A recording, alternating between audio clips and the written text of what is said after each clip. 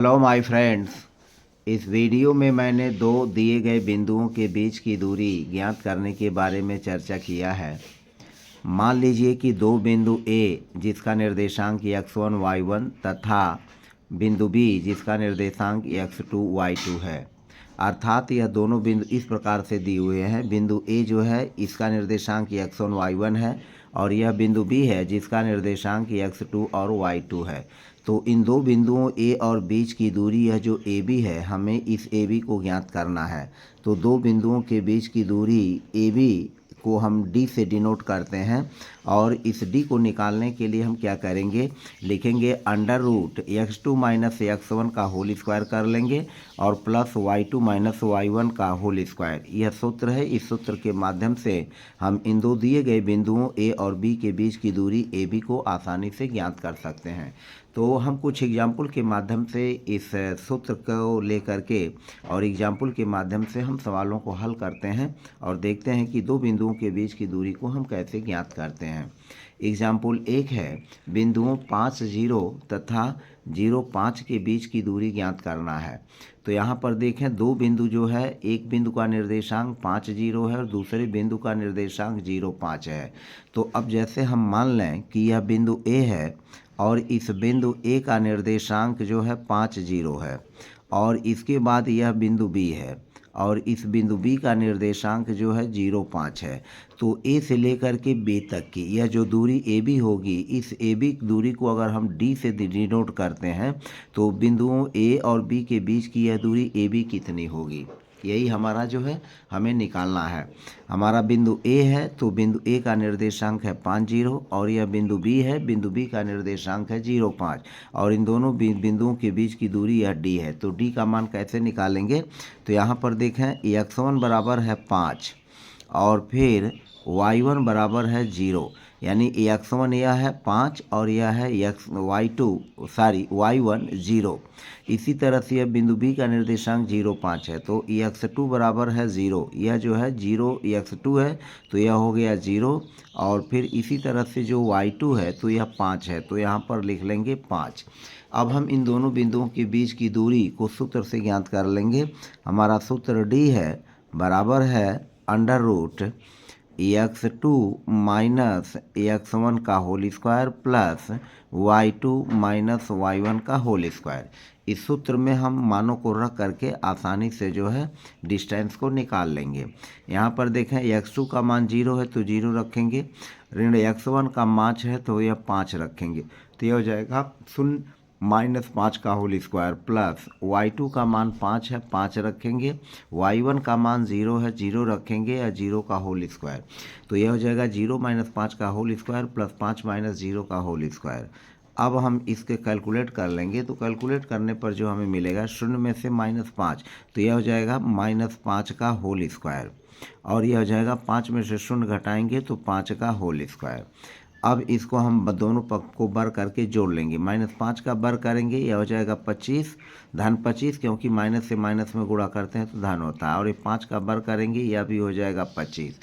अब इन दोनों को जोड़ लेंगे और जोड़ने पर हमें क्या मिलेगा, यह हो जाएगा 25 और 25 यह हो जाएगा 50 और 50 का जब हम गुणनखंड करेंगे तो हमें गुणनखंड करने पर मिलेगा 5 का गुणा 5 में 5 गुणे 5 25, 25 दूना 50 और इसका जो वर्गमूल आ जाएगा यह 5 गुणे 5 वर्गमूल जो हो जाएगा इसका कुल प्लस माइनस 5 और यह हो जाएगा √2।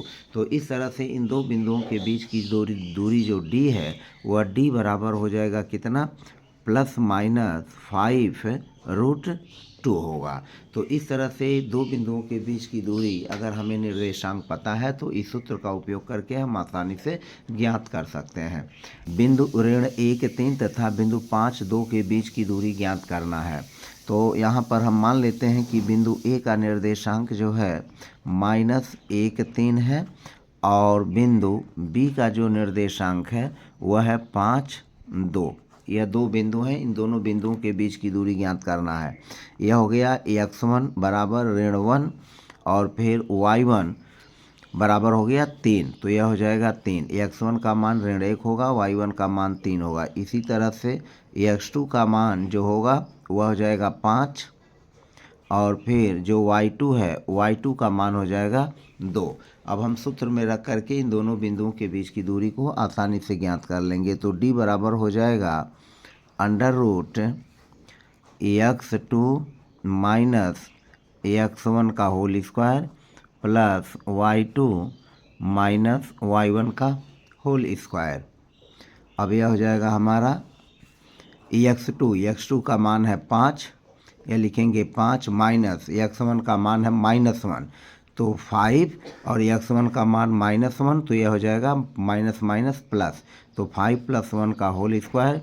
फिर y2 का मान है 2 और y1 का मान है 3 तो यहाँ पर रख लेंगे 3 तो 2 - 3 का होल स्क्वायर। अब क्या करेंगे 5 में 1 जोड़ लेंगे, यह हो जाएगा 6 स्क्वायर और प्लस 3 में से 2 घटाएंगे तो -1 का होल स्क्वायर हो जाएगा।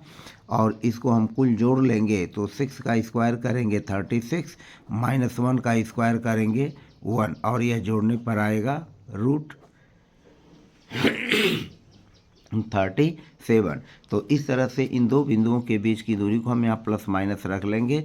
दो बिंदुओं के बीच की दूरी का जो मान आएगा वह हो जाएगा ± √37। यदि बिंदुओं 3, 4 तथा K0 के बीच की दूरी 5 मात्रक हो तो हमें K का मान ज्ञात करना है।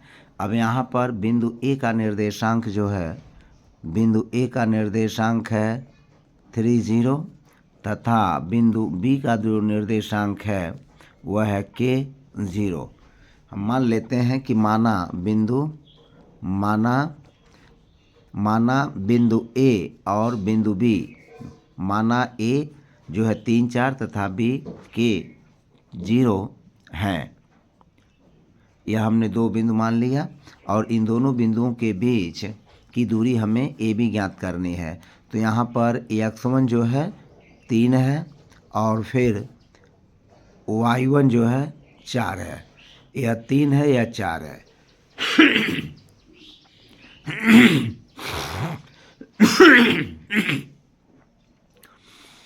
x1 का मान 3 है और y1 का मान 4 है। इसी तरह से x2 का मान जो है यह k है और फिर y2 का मान 0 है। अब हमें यहाँ पर k का मान ज्ञात करना है। तो दो और d मान जो दिया गया है, दोनों के बीच की दूरी का जो है यह d का मान है 5 मात्रक। d का मान है 5 मात्रक। अब हम सूत्र में रखेंगे और सूत्र में रख करके हम इसको निकाल लेंगे। तो d बराबर हो जाएगा √x2 माइनस x1 का whole square plus y2 minus y1 का होल स्क्वायर। d का मान है 5, यहाँ पर रखेंगे 5 बराबर √x2 का मान है k और माइनस x1 का मान है 3 तो k - 3 का होल स्क्वायर प्लस y2 का मान है 0 और y1 का मान है 4 तो यह 4 रख लेंगे और स्क्वायर कर लेंगे। अब चूंकि यहाँ पर यह 5 बराबर इतना, आप दोनों पक्षों का वर करेंगे तो ये एक रूट जो है हट जाएगा और यह 5 का स्क्वायर हो जाएगा। तो 5 स्क्वायर बराबर यह, तब यह रूट हमारा डिलीट हो जाएगा। तो k-3 का होल स्क्वायर और प्लस 0 में से 4 तो यह -4 का स्क्वायर हो जाएगा। अब हम क्या करेंगे, यह 5 का वर करेंगे, यह हो जाएगा 25 बराबर k-3 का होल स्क्वायर प्लस यह ऋण 4 का स्क्वायर करेंगे, यह हो जाएगा 16। अब 25 में से 16 को हम पक्षांतर करके घटा लेंगे तो 25 - 16 बराबर हो जाएगा k-3 का होल स्क्वायर। अब 25 में से 16 घटाएंगे, यह आ जाएगा 9 और फिर यह हो जाएगा k-3 का होल स्क्वायर। अब यहाँ पर देखें यह जो है k-3 होल स्क्वायर है तो इसका हम वर्गमूल ले लेंगे तो हमें k-3 का मान मालूम हो जाएगा। तो k-3 बराबर हो जाएगा, जब स्क्वायर यह हटाएंगे तो यह √9 हो जाएगा। √9 का मतलब हो जाएगा +-3, इसका मान आएगा +-3। तो अब यहाँ पर हो गया k-3 = +-3। अब यहाँ पर पहले हम पॉजिटिव चिन्ह को लेकर के k का मान ज्ञात करेंगे और फिर यह जो माइनस नेगेटिव चिन्ह है इसका लेकर के हम मान ज्ञात करेंगे। तो k के दो मान यहाँ पर आएंगे। अब यहाँ पर देखें यदि k-3 = अब +3 लेते हैं तो यह इतना मान हो जाएगा, k-3 बराबर हो जाएगा 3 और इसका मान तब हो जाएगा k बराबर 3 और +3 -3 को पक्षांतर कर लेंगे, यह 6 हो जाएगा। इसी तरह से यदि k minus 3 is equal to -3 लेते हैं, निगेटिव चिन्ह निगेटिव लेते हैं, तो इसका मान हो जाएगा k इज इक्वल टू -3, और यह -3 को जब हम पक्षांतर करेंगे तो यह हो जाएगा +3, और 3 में से 3 घटाएंगे 0 हो जाएगा। तो इस तरह से k का मान जो होगा दो मूल्य होगा, एक होगा 6 और एक होगा 0। तो इस तरह के सवालों को जिसमें डिस्टेंस दिया हो, तो इस माध्यम से जो है हम अज्ञात मान के या कोई भी जो अज्ञात राशि के रूप में होता है उसका मान हम आसानी से ज्ञात कर लेते हैं।